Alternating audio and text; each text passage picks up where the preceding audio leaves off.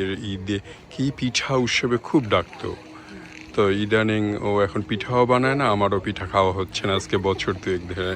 তো যাই হোক, আজকে আমি লাকি যে ওকে পাইছে। আর আমরা ঈদ রিইউনিয়নে আসছি। একটু বলো না প্লিজ। হ্যালো, আসসালামু আলাইকুম। আমি লায়লা পারভিন। আজকে আমরা এসেছি ঈদ রিইউনিয়ন পার্টিতে। এটা হোস্টিং করছে নিপুণ ভাই এবং কে আপু। তো আজকে অনেক মজা করব আমরা, মজার মজার খাবার খাবো এবং আমাদের গান হবে, আবৃত্তি হবে। তো it's nice. Thank you Laila, ও কথা বলার জন্য অনেক ধন্যবাদ। ও বলেছে, তুমি বলো। আজকে একটা সুন্দর অনুষ্ঠান, আমাদের নিপুণ ভাইকে এবং ভাইকে দুজনকে ধন্যবাদ আমাদের সবাইকে ইনভাইট করার জন্য। আজকে আমাদের প্রোগ্রামটা আশা করি খুব সুন্দর হবে। আজকে গান হবে, কবিতা হবে, আশা করছি আপনারা আমাদের সঙ্গে লাইভে থাকবেন। বাহ, আমার খুব ভালো লাগলো তোমাদের দুজনকে দেখে। যেটা যোগ করলাম ওটা আসলেই সত্যি। জানি না, তোমরা একসময় আমার খুব আমি তোমাদের সাথে খুব হৃদয়ের মানুষ ছিলাম। এখন তো তাই না? Thank you, appreciate it. Thank you, অনেক খুশি হয়েছি আপনি আসছেন। Thank you, appreciate, thank you, appreciate it. Thank you. আসসালামু আলাইকুম। আসসালামু আলাইকুম। নতুন ফ্রেন্ড, কিন্তু ও একটু ক্যামেরার শায়, ভিডিওতে কথা বলতে চায় না। তবু জোর করে বললাম, সাদা তুমি কই থাকো জানি? আমি হলিউডে থাকি। এই যে ওখানে ওরা যা আগে থেকে ছিল। ও, জি জি। পড়ো কোথায়? পড়ি কেন্ট স্টেটে। চলো চলো।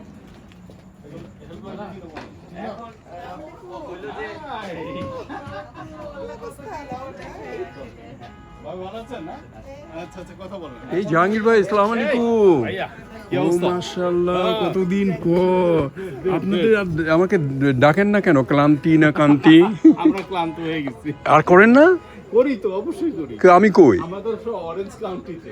ও, তো অরেঞ্জ কাউন্টি তো বেশি দূরে না। না না না, আগে তো বেশ খবর পাইতাম, এখন পাই না কেন? একটু যোগাযোগ দিয়ে। না হ্যাঁ হ্যাঁ, মানে আলম ভাই, থ্যাংক ইউ ভাবি, খুব ভালো লাগলো। আপনি ওদের কবিতা পড়ছিলেন, কিছু একটা করছিলেন, কিংবা আমাকে সুন্দর করে খাবার দিচ্ছিলেন আপনি। Thank you. আসসালামু আলাইকুম, ভালো আছেন? হ্যাঁ হ্যাঁ, আমার তো এখন জিনিসটা পড়ে যাবে, আর একটু সামনে রাখো, আর একটু ঢুকায় রাখো। হ্যাঁ, আর এটা নিতে পারো, এটা তো আগে গ্র্যাজুয়েশন আর মাস্টার্স করেছে ইউপেন থেকে, এবার আবার ল স্কুলে যাচ্ছে। ও অনেকগুলো পেয়েছে চান্স, তার মধ্যে মাসুম ভাই ওরা তো আসেনি।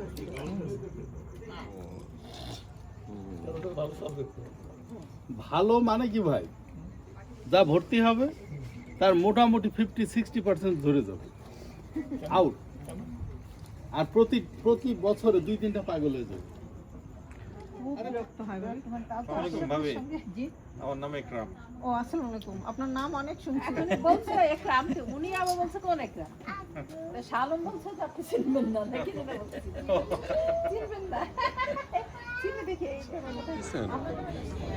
আমি তো ওয়াইফ অসুস্থ, তো এই জন্য মিটিংয়ে গেছি না। সেন্টু আমার একটা মামু, তুই এখনো আইসা করতে আসছিস না, এই যে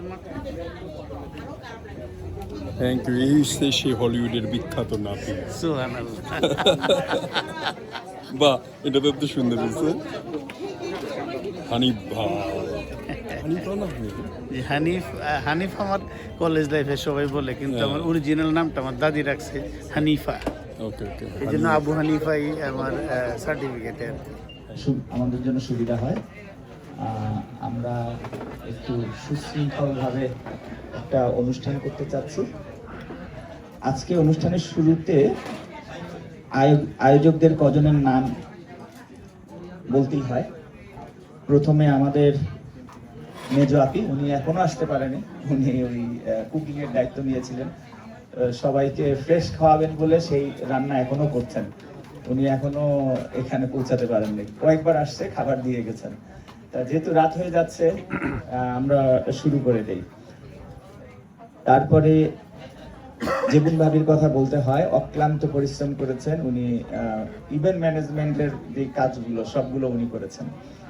আর টিপু ভাই ছিলেন জেবুন ভাবির ম্যানেজার। আচ্ছা, হেল্পার, ম্যানেজার ছিলেন। আচ্ছা, সম্মানিত অতিথিবৃন্দ, আজকের অনুষ্ঠানের সবচেয়ে ভিআইপি ব্যক্তি হবেন হলো মহিলারা, কারণ ওনারা মা। কিছুদিন আগে মা দিবস গিয়েছে, আমরা সেই মা দিবসকে সামনে রেখে আজকে কিছু করতে চাচ্ছি আর কি। সকল মায়ের প্রতি শুভেচ্ছা, সকল মায়ের প্রতি শুভেচ্ছা।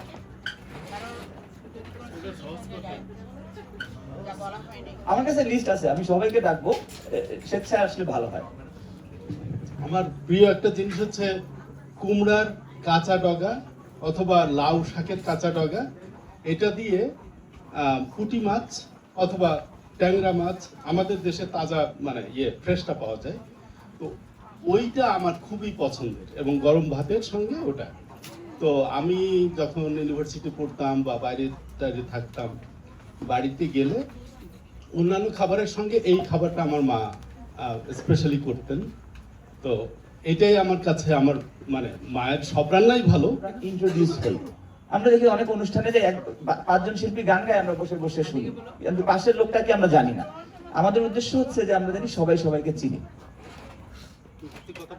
মা দিবস পালন করতাম, তো 2011 সালে মা দিবসের আগে একটা কবিতা লিখেছিলাম, মানে মনের মধ্যে আসছিল, আমি সেটাই পড়ে শুনি। এই কবিতার বিষয়বস্তু হচ্ছে যে আমার জন্মক্ষণে আমার মাকে দেখতে কেমন লাগছিল সেটাই আমি বলতে চাচ্ছি আর কি। তো কবিতার নাম হচ্ছে জ্যোৎস্না স্নাত মুখ। কাকুনের মতো অন্ধকার একটা যানবাহনে চড়ে প্রায় 9 মাসের পথ অতিক্রম করে যখন স্বর্গ থেকে পৃথিবীতে এসে উপস্থিত হলাম, তখনই মনটা খারাপ হয়ে গেল। ইচ্ছে ছিল মর্তভূমিতে এসে একটা আনন্দময় সময় কাটাবো, কিন্তু ধুলিমলিন এই মাটির পৃথিবী দেখে সেই আকাঙ্ক্ষা আমার দপ করে নিভে গেল। আমি ভয়ে চিৎকার দিয়ে উঠলাম। তখন কে যেন সেই ক্ষুদ্র আমিটিকে একটা পুটলির মতো কাপড়ে পেঁচিয়ে তোমার কোলের মধ্যে গুজে দিল, আর আবেগ আপ্লুত গলায় তোমাকে বলল, দেখ দেখ কি চাঁদের মতো সুন্দর মুখ। নিজের গায়ের তামাটে রং দেখে কথাটা মেনে নিতে আমার কষ্ট হলো, অথচ আমাকে অবাক করে দিয়ে তুমি ওর কথাটাই বিশ্বাস করলে। সেটা বুঝলাম তোমার ব্যথাতুর মুখে ফুটে ওঠা জ্যোৎস্নার মতো আলো দেখে। সেই থেকে আকাশের চাঁদ নয়, আমিই তোমার একমাত্র চাঁদ। সেই থেকে আমাকে দেখলেই সর্বদা তোমার মুখে জ্যোৎস্নার মতো আলো ছড়াই। মা, আমি তোমার মুখমণ্ডলে ফুটে ওঠা সেই জ্যোৎস্না স্নাত ছবিখানি অত্যন্ত সযতনে আমার বুকের ভিতরে বাঁধিয়ে রেখেছি। বাস গুড। অসংখ্য ধন্যবাদ। বলে শোনান আপনার পরিচয়টা হবে।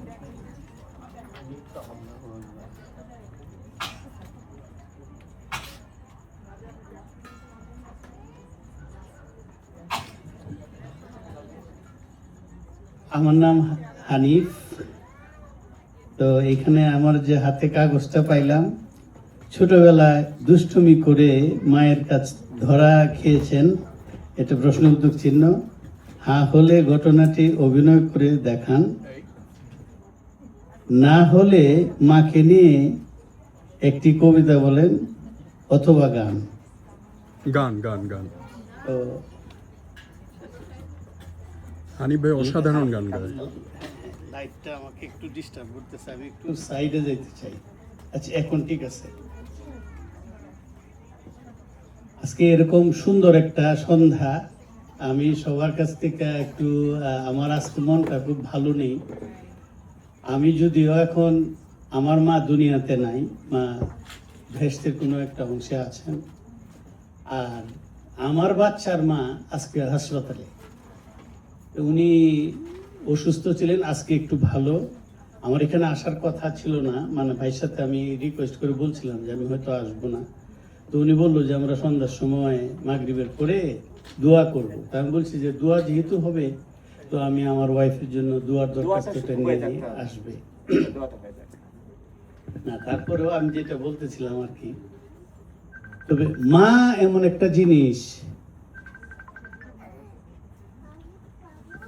আবু হুরায়রা রাদিয়াল্লাহু আনহু রাসূলুল্লাহ সাল্লাল্লাহু আলাইহি সাল্লামের খুব প্রিয় বান্দা ছিলেন, এবং উনি একদিন ওনার বাড়িতে গেলেন।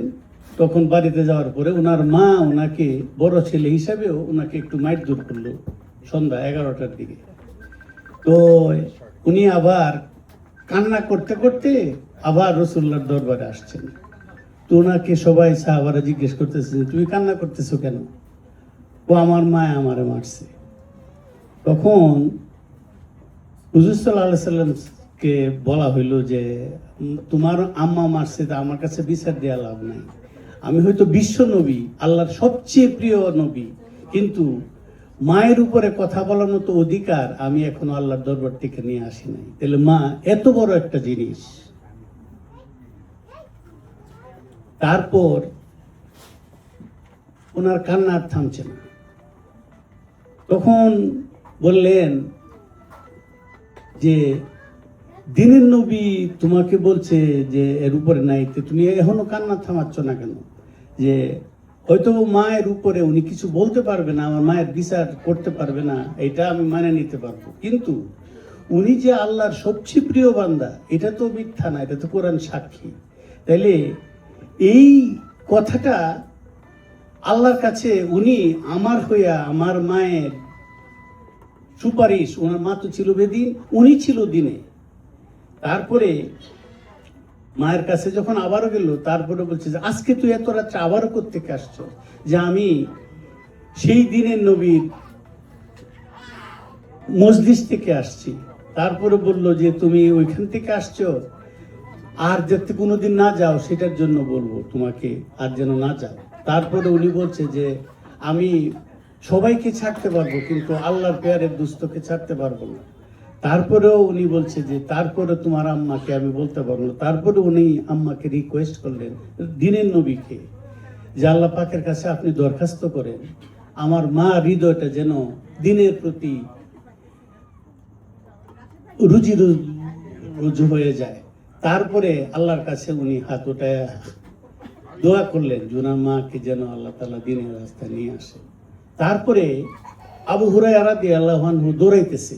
ওনার চরিত্রটা, এহসানটা এরকম ছিল যে উনি কোনোদিন কারোর সাথে বেয়াদবি করে না। তারপরে সাহাবারা বলতেছে যে উনি দৌড়াচ্ছে কি কোনো একটা বিশেষ কারণ ছাড়া, তো উনি দৌড়ানোর কথা। তারপরে বলতেছে যে আমি দেখতে চাই রাসূলুল্লাহ সাল্লাল্লাহু আলাইহি সাল্লামের কথার তির্যক বেশি না আমার মায়ের মুনাজাতের জোর বেশি। তো উনি বাড়িতে যাইতে যেতে দৌড়ে দৌড়ে যাই, যখন দরজার কাছে যায় নক করছে, তখন মা বলছে যে বাবা তুমি একটু দাঁড়াও, আমি আসতেছি। তখন উনি দরজা খোলার সময় দেখা যায় জুনার এই যে কাঁচা পাকা চুল থেকে পানি পড়তেছে। তখন বলতেছে যে মা তুমি তুমি কি কান্না করতেছো? আমি কান্না করতেছি না, আমার কাছে এমন একটা শীতল হাওয়া অনুভূত হচ্ছে, আমাকে তুমি রাসূলুল্লাহ সাল্লাল্লাহু আলাইহি ওয়াসাল্লাম নিয়ে যাও, আমি দিন গ্রহণ করব। উনি কিছু একটা করছেন যার ফলে আজকে আমার হৃদয়ে এত শীতল লাগছে। আমি তুমি যে এই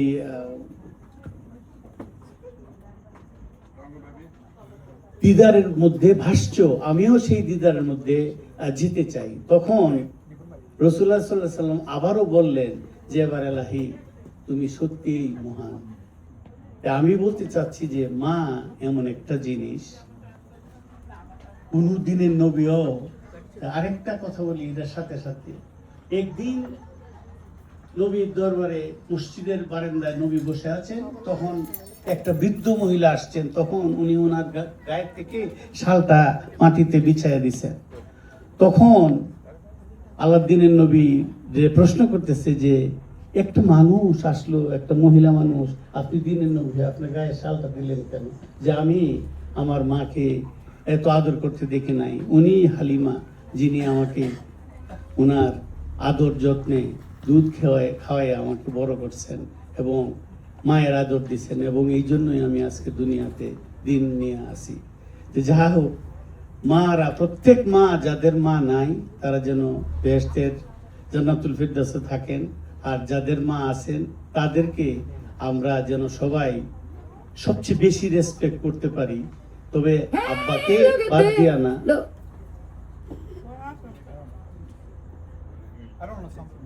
আচ্ছা ঠিক আছে কন্টিনিউ।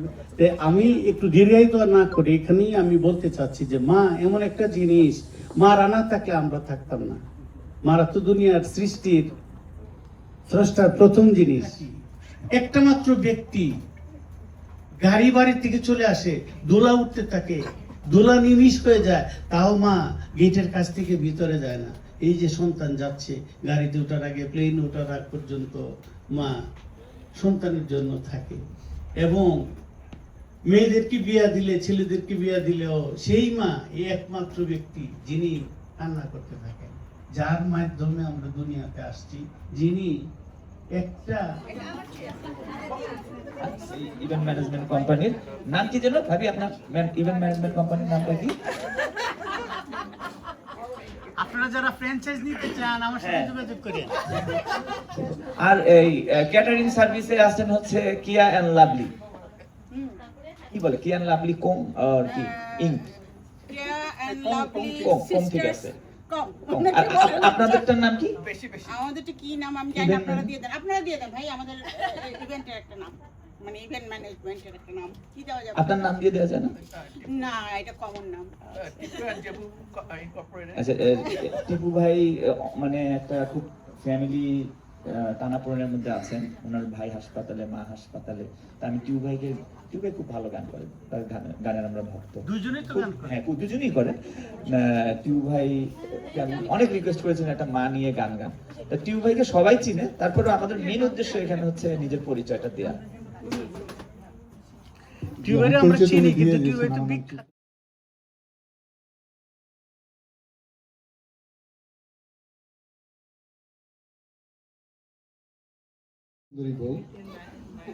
আমার পাশে। আর উনি ঠিকই বলেছেন, আসলে আমার ফ্যামিলিতে একটা ট্র্যাজেডি চলছে। আমার ইমিডিয়েট ছোট ভাই হার্ট অ্যাটাক করে অনেকটা কমার মতো আজ 1 মাস। আমার মাও 87 ইয়ার্স ওল্ড ইন হসপিটাল। তো আসতে চাইছিলাম না, কিন্তু নিপুণ ভাই অনেক রিকোয়েস্ট করলো, বললে একটা গান গেতে হবে, মাকে নিয়ে গান।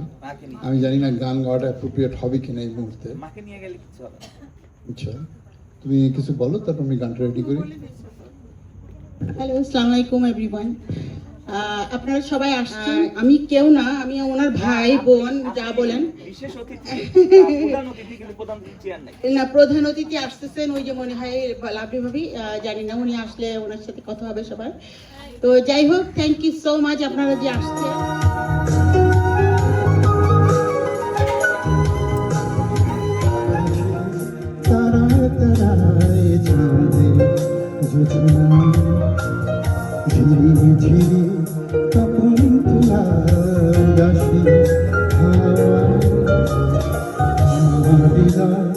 জুড়ে আছো স্মৃতির পাতায় পাতায়, স্মৃতির বুকে অশ্রু ঝরে ভেসে যায়।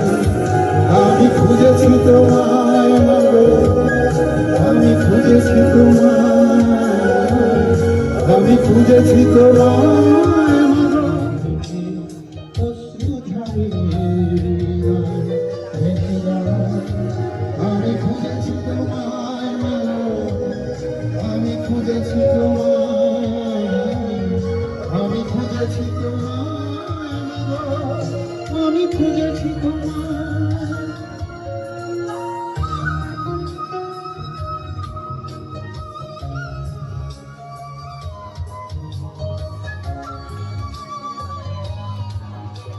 এত পিছনে কেন ভাইয়া?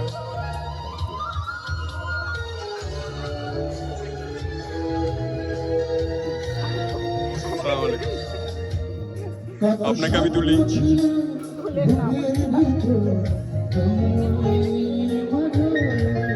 সেই স্বপ্নগুলো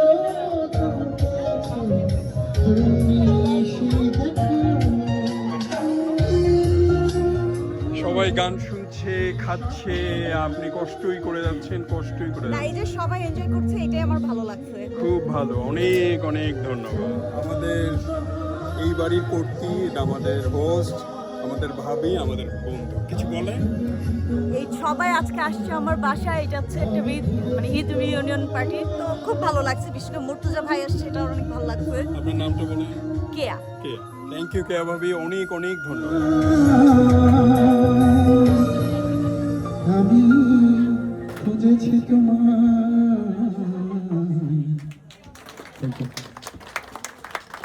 তাহলে আমরা দ্রুত ডিনার করতে পারবো। একটু আপনি তুলে নেন না এখান থেকে। বিসমিল্লাহ।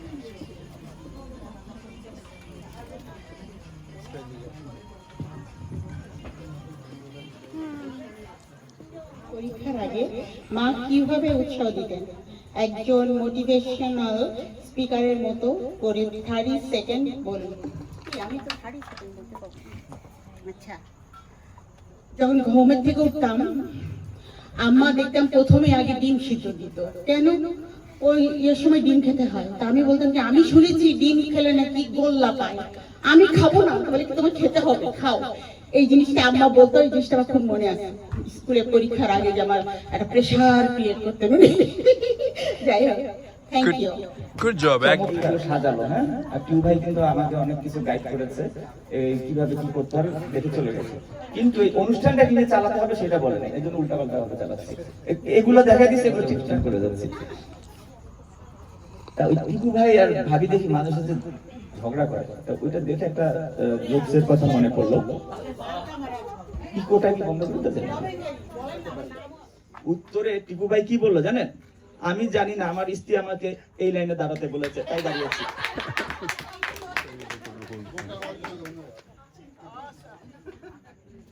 আচ্ছা, এবার একটা তুলতে পারেন।